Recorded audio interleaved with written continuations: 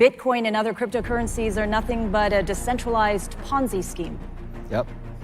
So let me qualify my statements on this, because I'm an investor in JP Morgan as well. I have a lot of respect for him. He may be one of the most successful banking managers in the history of that sector. However, that was an uninformed statement. And it was not helpful at a time when we're trying to drive regulation through two different bills on the Hill right now. I, along with many other private investors, have been spending a lot of time in Washington on this. Essentially what Jamie said there, he was talking his book. This is my interpretation. He feels threatened by some of this technology, particularly around payment systems, because banks make money transferring assets. It's a cost of friction in the system. And one of the only reasons that I invested in Circle, and I'm an investor in Circle, I'm supporting their initiative, and I'm a big believer in what stablecoins can do, is it's time to get rid of that friction.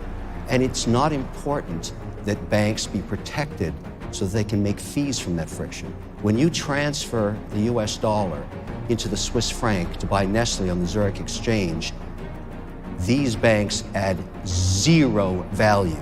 There's no value created in ACH transfer fees. If we could use a stablecoin that was regulated and approved by both sides of that transaction, it would be more transparent, it would be much faster, it would definitely be more productive, but above all, I would save millions of dollars. And so would everybody else. I can't wait till we can do that, because that kind of innovation should be supported, and it is. And that's why we're all here. This isn't about, speculation on asset price. This is about reducing the fees of how the world's economies work. More transparent, more productive, completely auditable, regulated, but less expensive. So does Jamie Dimon feel threatened? You're damn right he does. That's a big part of how he makes money. Too bad.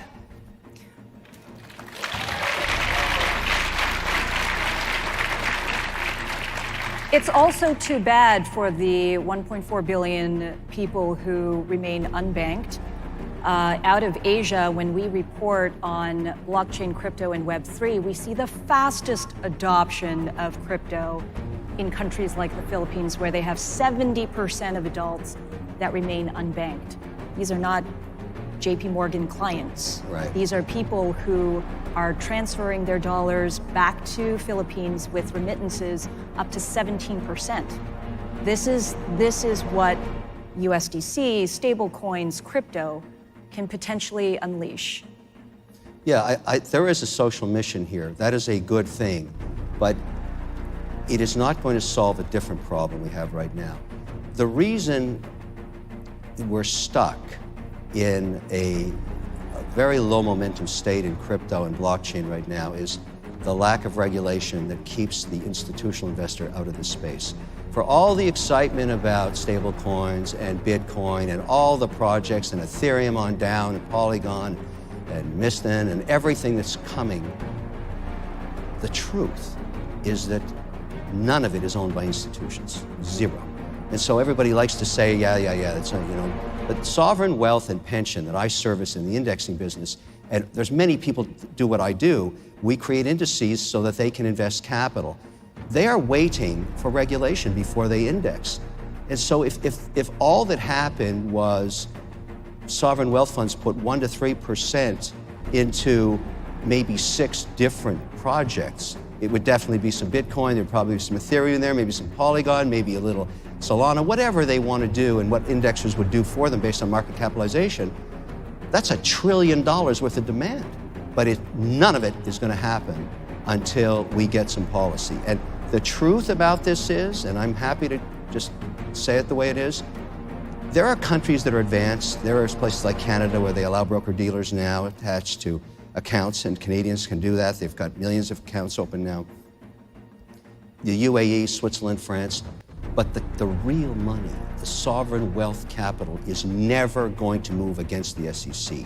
Never going to happen. And the reason that occurs is that if you're a sovereign wealth fund or a country that's oil rich perhaps, you're generating $250 million every 12 hours. The only place on earth you can put that is in the S&P. The only way you can do that is being compliant with the SEC rules. They are never going to make a move against the SEC in any way until these rules have been determined. So we are being kept out of institutional capital, and Bitcoin is not going to trade above $22,000 until we get policy.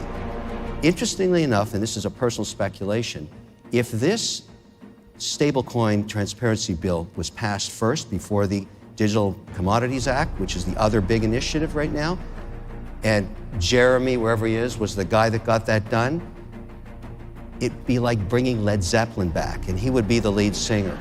Because if that happens, and if it happens, I speculate that all assets, all crypto assets would appreciate overnight by 10% because it would signal the move for policy.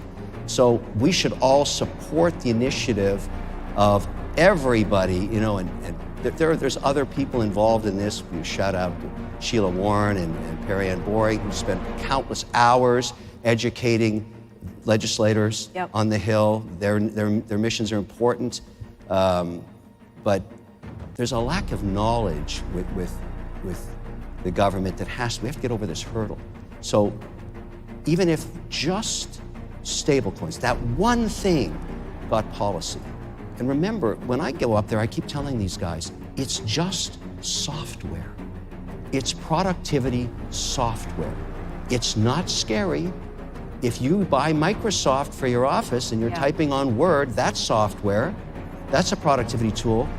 A stablecoin is just software that allows for more productivity and transfer of assets at a much lower cost, much more productively. Let's be candid, though. That race to want to figure out stablecoin regulatory clarity came after Terra Luna crashed in May, wiped out $60 billion, and really created a lot of distrust in the market.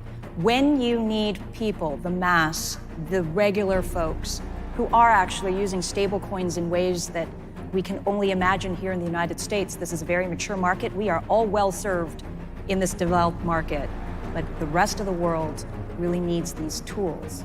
Yeah, but how do they trust it? Sure. So I think the better way to look at this, I think, is the Luna crash, the other companies that were lenders that went bankrupt. In a way, you should look at that optimistically, because what's happening here in this last 9 months is we're scraping the patina and we're removing the idiot management teams out of the market.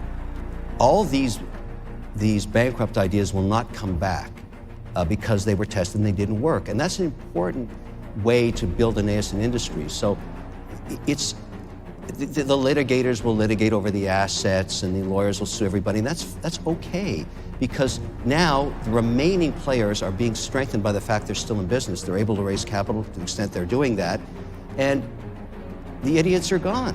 What's wrong with that? And I think we start now, even though we're in a crypto winter, at a much better place. And I think the fact that they even woke regulators up. You know, when you lose $60 billion, mind you, it was decentralized, so a lot of it was outside of the US, that's maybe good.